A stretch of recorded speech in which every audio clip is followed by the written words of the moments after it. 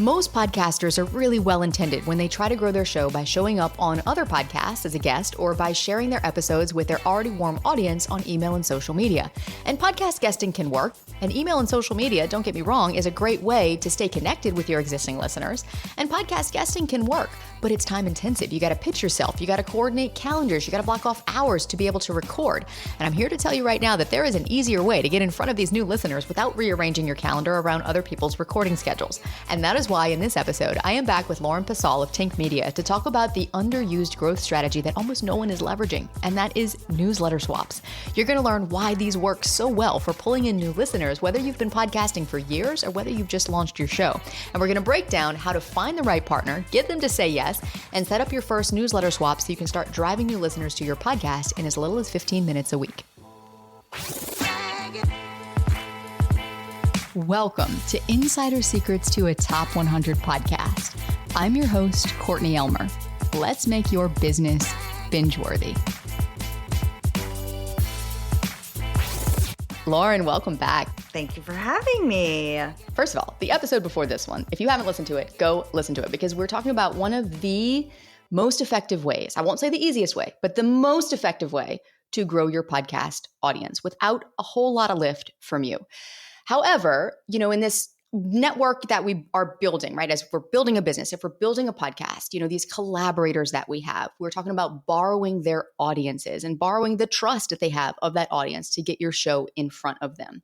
And a lot of times, I don't know about you, Lauren, but I feel like when I talk to people about this idea, their brain goes immediately to podcast related stuff, guest swaps, promo swaps, feed swaps. And we covered all that in the previous episode.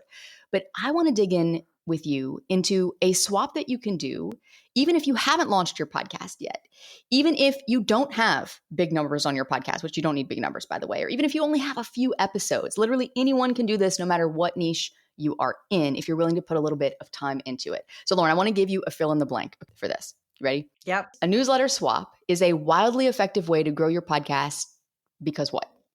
Because everyone can do it and not enough people are thinking about it.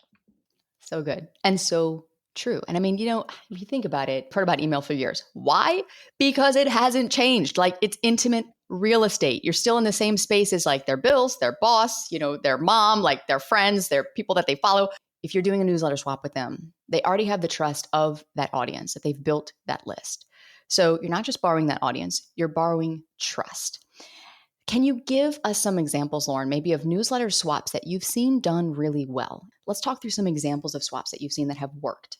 Well, something that I did with a client that was really effective, it was a long time running business. They started a podcast from scratch, which, borrowing audience is hard if you don't have audience yet and you have nothing to give in return. But I went to podcasts and I said, can you do a 30-second promo for this new business show? In return, we'll put you on our newsletter because they had this big list. So if they didn't have that newsletter list, that would not have been on the table. So that's why I always tell people, start the newsletter yesterday. And people get nervous. They're like, I don't have content yet. It's like, don't worry. Build the list 10 years ago because one reason is, you don't own your Apple Podcast listeners. They could listen and go away and you never know that they were there. But you will own a newsletter list. And if you don't have an issue out every single week, they're not going to be like, where did the issue go? You don't have to have something every week. It can be very simple. Building the list is important first. And then the bigger that list gets, the bigger you have of a gift to give back to people for these swaps. I love that. And I think building your own list is so, so important for all the reasons you just mentioned. And I think if you don't have the list already, then getting on other people's newsletters. Yes. And having them use your content. Like in other words, generating content for them. It could be a little blurb in their newsletter. It could be a segment in their newsletter. But that's another great way to grow your list and get eyes on your podcast too. Have you seen that done really well? Yeah, writers need content. I mean, I was just saying that creators are always saying to me, oh no, I don't have it. I'm not going to have something every week. So you saying, well, what if I emailed the newsletter writers and said, I've got something for you? That makes it really easy for them. I mean, one example of this is something that I'm doing with my friend Arielle Nissenblatt. She has a podcast newsletter called Earbuds, and I have a podcast newsletter called Podcast the Newsletter. Every single week, we give each other content from our newsletters. I'll pull something from her newsletter and put it in mine, and she does the same thing for me. What I like about doing this way is it's constant. We have a process set up, so we're not reinventing the wheel every time. But I also like the idea of reading other newsletters and just saying, hey, I could offer something that isn't what your readers are used to getting. And this is why when I'm telling people to pitch themselves to newsletters, I say, yes, pitch newsletters in your niche. And yes, pitch people that are writing about podcasts, but pitch people that are in your unique niche. If you have a podcast about beluga whales, I bet that newsletter is not getting a lot of pitches about beluga whales. So you could say, can I recommend some of my content for my podcast for your newsletter? It'll stick out and solve a problem for them and offer a lot of value to the newsletter writer. Solve a problem being the key point. And I mean, yeah, think about it. Whatever your niche of your podcast is in, you got a podcast about wine. You have a podcast about food. You have a podcast about parenting. What newsletters are they reading? And then can you be a part of that newsletter somehow? And on a recurring basis, ideally, much to what you've described. Yeah. And I'm sure you have something like, I also kind of like the idea of takeover newsletters. I'm a big fan of this. Newsletter writers need a break. And what if you said, could I curate a list of podcast episodes for you? That's the world that I know. My podcast will definitely be on that list, but you can send it as a bonus episode or issue to your fans or something like that. And I will promote it in my audience too on social media. I'm sure that you have something that you can offer in return. It's always good.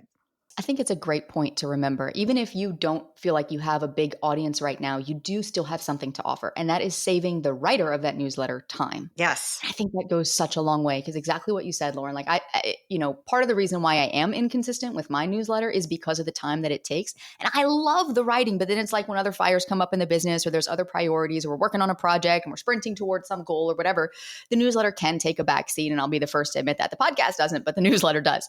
And so that's a huge gap. And if someone came to me and they were, even if we had some overlap, but they were like, here's a topic that I think your audience would love. Can you send this out to them? I'd be like, yeah, let's talk. Because honestly, we do have gaps in our schedule that we want to fill. I once podcast bestie. She has a podcast and a newsletter, and she always had kind of like an open call for, if you can teach me something and my audience something, pitch me. And I love that framing because if you think you can teach something or bring something, just think of it that way. What could you teach people? And then you're really helping the creator spread the word. Yeah, it's no different than an expert interview on a podcast, just in written form. Yeah. And I think it's just so under-tapped and underutilized. You're so right. Let's talk about what makes a good newsletter swap partner. Is it list size? Should you be trying to match up? Like, okay, if I have a list of 1,000 people, should I be targeting people with, 1,000-ish people? Is it niche? Is it engagement of that person's newsletter? Are there any questions you should ask of that person to see before saying like, I'm going to create all this content, because if they get like 2% open rate, well, maybe that's not that great, right? Your stuff's not going to get seen. Any tips that you have there around finding a good newsletter swap partner? I actually wouldn't worry about numbers too much. I know that's going to sound I love wild. that you said that. Okay, good. Because some people are like, yikes. But it's like, I believe that sometimes the small audiences are the ones that have the best communities because they feel like they're part of this tight-knit place. If you found a newsletter and you thought you could add value to it and you enjoyed it, invest in getting yourself in that newsletter because it will, first of all, you'll come off as yourself. It'll be genuine, and those people will be much more likely to follow you than if it's a humongous newsletter that no one will follow you to.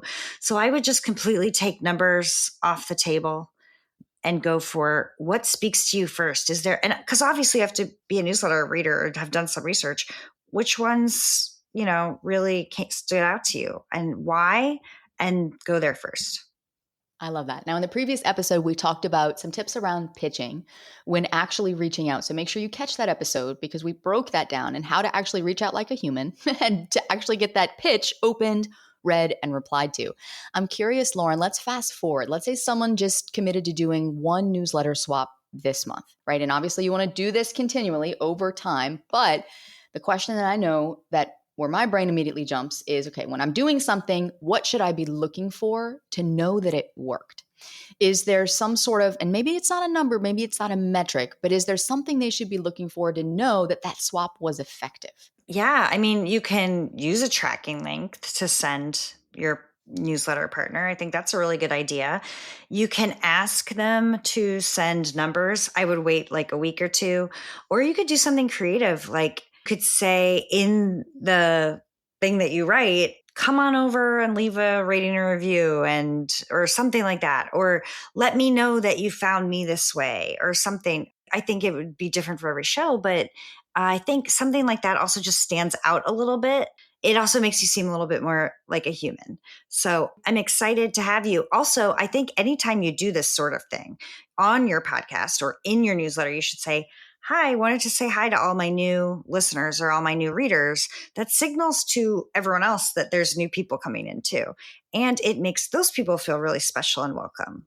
I've seen some newsletters even like go so far as to shout out the new names of people joining. We did that for a while too, even if it was 5 people, but it was like, hello. And then people would hit reply and they would like get so excited because their name was in our newsletter. Yeah, that's a big deal. It just makes people's day. It's like a big deal. It is. And I think all of this, and I always say this, I'm like, goodwill goes a long way in this space. And I think in this business space, particularly the online business space, the podcasting space, if you're building a personal brand, goodwill is going to take you far. You have to be willing to give something in return, which you have so clearly pointed out. And it's so, so true. Can't always just be take. But at the same time, look for partnerships and collaborations. Look for a mutual win. Lauren, anything else that I should have asked you that I didn't ask you that you think is important to share? To what you just said, and I was speaking at Podcast Movement once, and someone got up and said, why would I send someone to another podcast? And I said in front of everyone, I said, sir, I think you're in the wrong business. Because that's what I love about podcasting. It's a wonderful, I've worked in all sorts of kind of media. It's the best people. They're willing to collaborate, and don't ever worry about that. If you see someone that you see as competition, I would say, actually, maybe that means I should be working with that person and they can be my podcast friend. Lauren, thank you for all the wisdom that you have shared here today. Also, I know you mentioned your newsletter. I'm going to drop that into the show notes so people can follow you and follow your work because you share incredible tips when it comes to podcast growth. So thank you just for being here, for being a voice in the space, for being a female voice in the space, and for all the work that you do to help podcasters grow. Same to you. It was so nice to meet you and talk with you. Likewise. And if this episode was valuable for you, I would love it if you would scroll down and take 30 seconds to leave a review on the podcast. I read every single review that comes through. And I have been thinking about bringing back our weekly review shout outs as well. I would love to give you a shout out here on the show when you leave a review. And while you're down there in the show notes, be sure to check out Lauren's newsletter that I've linked in the show notes for you. It is an amazing resource on podcast growth because there is nothing worse than putting in the effort to create new episodes every week, to promote those episodes on your social media and maybe do some podcast guesting here and there, only to see the same flat download numbers staring back at you. And in the next episode, you're going to hear from a fellow podcast host and PodLaunch grad who was in that exact same boat. In fact, she'd already rebranded her podcast once already and then realized it still wasn't reaching the right people. But instead of giving up, she brought in some outside eyes to help her spot what was missing. And the result was a top 10 chart debut in her category and hundreds of new downloads rolling in overnight. And in the next episode, you are going to learn how you can use this same approach to grow your audience beyond the same 100 people that you're talking to every week and start reaching new listeners who are already searching for what you have to offer. All that's coming up next to help you make your business binge-worthy.